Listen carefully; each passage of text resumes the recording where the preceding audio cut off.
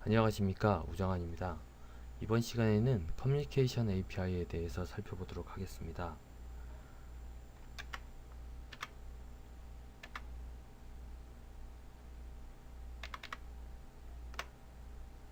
네,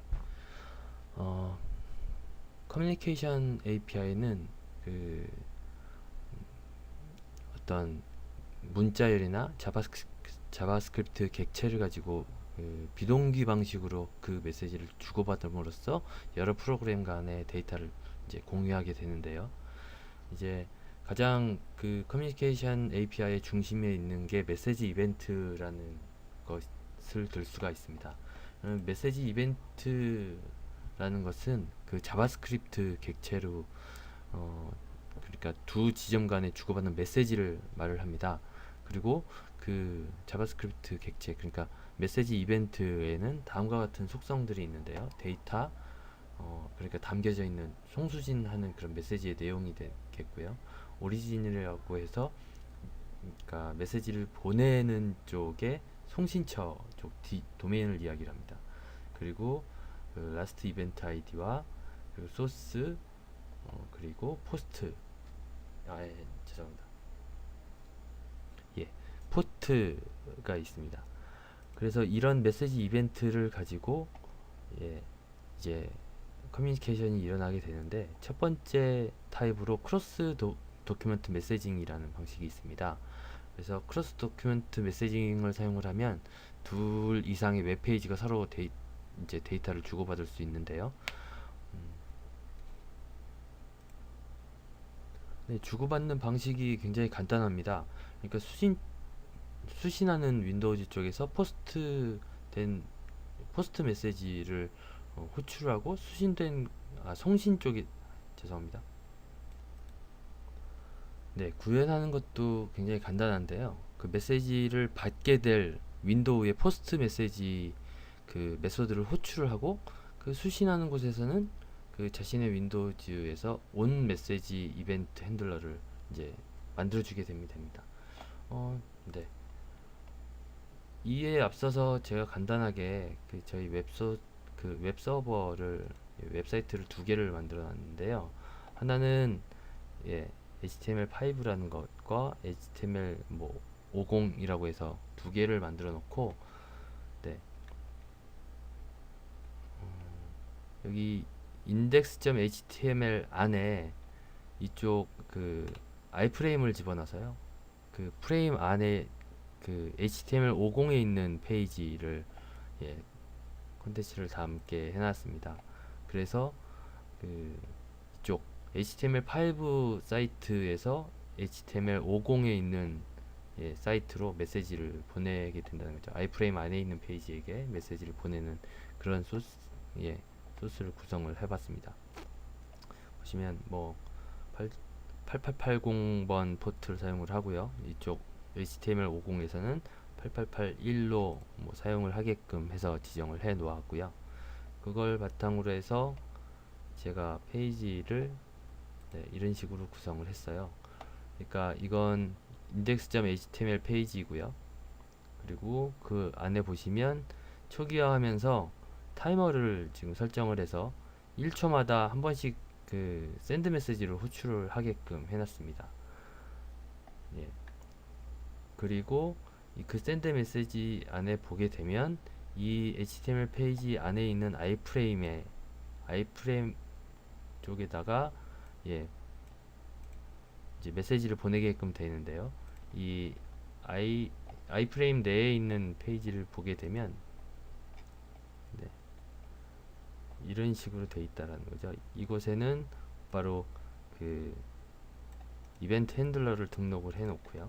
그리고 이쪽 index.html에서 iframe의 컨텐츠 윈도우에 메시지를 보내게끔 그렇게 구성을 해 놓았습니다. 그래서 보내는 메시지들은 이제 날짜와, 그리고 날짜하고 호스트 되는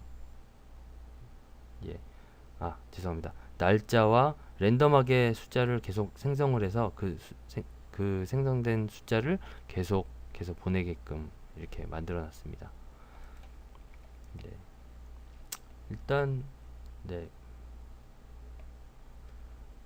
제가 구성을 해 놓은 이 페이지를 한번 보시겠습니다.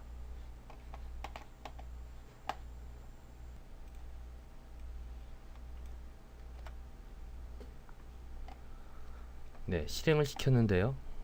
현재 위 페이지에서 계속 생성된 그 데이터를 계속 똑같이 예, 아이프레임 내에 있는 페이지에 계속 호출을 하고 있는 겁니다. 호출을 해서 이쪽 아이프레임 내에 있는 페이지는 받은 메시지를 똑같이 예, 뿌려주게끔 그런 식으로 해놨고요.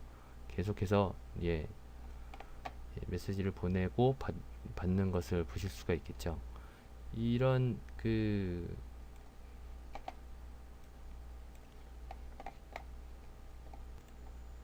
이런 도큐멘트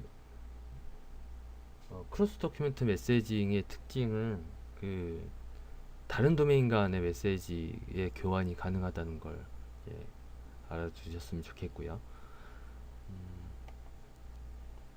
이렇게 되면 받는 쪽에서의 보안이 굉장히 중요하게 될 겁니다. 그래서 받는 쪽에서는 반드시 보낸 곳의 도메인을 확인을 해야지 될 텐데요. 여기 보시면 예, 2점 오리진이 마이 오리진이냐, 그러니까 정말로 받을 곳이냐를 나타내는데 여기서 보시면 로컬호스트의 8880에서 보낸 것들만 뿌리겠다, 메시지를 받아들이겠다 라고 표시가 되어 있는 걸 보실 수 있겠습니다. 아주 간단하지만 이런 도메인을 보낸 곳의 도메인을 확인하는 고문은 반드시 집어넣어 주셔야지 될 거라고 생각을 합니다. 네, 이건 캡처인데요. iExplorer 9.0에서는 아직 넘겨져 오는 데이터 값을 다 이제 기본적으로 위에서와 같이 그냥 뿌려주는 게 아니라 다른 방식으로 다시 풀어줘야지 되는 걸 알 수가 있습니다. 또 다른 방식으로 채널 메시징이 있는데요. 이런 채널 메시징 같은 경우에는 다대다 메시지 통신을 실현하기 위한 API라고 합니다.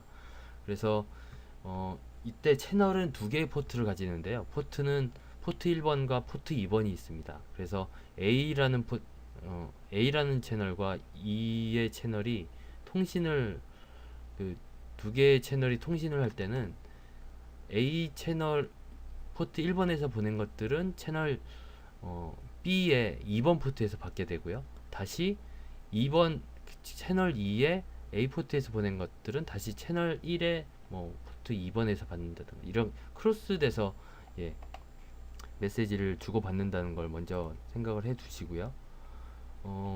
코드를 보면 더 빨리 알 텐데요. 보시게 되면 채널을 일단 열고 있습니다. 채널을 열어서 포트를 시작을 하고 있죠. 채널을 생성을 하고 포트를 1번, 2번 채널의 포트를 지금 스타트를 했습니다. 그리고 나서 보시게 되면 1번에서 보낸 메시지는 받는 쪽의 포트 2번으로 전달이 된다고 방금 전에 말씀을 드렸었죠. 그래서 포트 2번에 이벤트 리스너를 지금 등록을 해 주는 걸 보실 수가 있습니다. 그래서 채널 1번을 통해서 보낸 메시지는 채널 2번을 통해서 받게 될 거고요.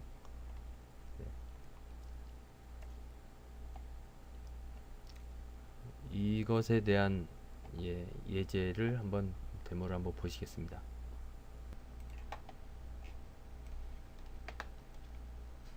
네, 이건데요. 표시 영역 추가라고 해서 메시징을 이제 받아들일 수 있는 영역을 계속 추가를 할 수가 있습니다. 그리고 여기서 메시지를 적고요. 송신 버튼을 누르게 되면 각각 만들어진 것들에 대한 대해서 메시지가 표시 영역에 추가가 된다는 걸 알 수가 있죠. 여기 보시면 표시 영역 추가에 add display라고 해서 하나하나씩 이 표시 영역을 늘려가면서 늘려가는 곳마다 채널을 계속 포트에 이벤트 리스너를 계속 추가하는 걸 보실 수가 있습니다. 그렇게 된다 그러면 이제 각각의 표시 영역에서 보내는 메시지를 다 받아들여서 뿌려줄 수가 있겠죠. 네, 그럼 한번 어떻게 돌아가는지 한번 보시겠습니다.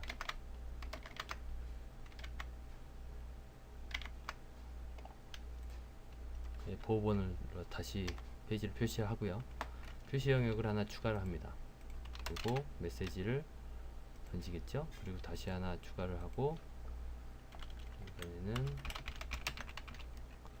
그래서 하게 되면 계속 표시 영역이 추가가 되면서 각각 채널 포트가 새로 생성이 되고, 그리고 이벤트 리스너가 계속 만들어지겠죠.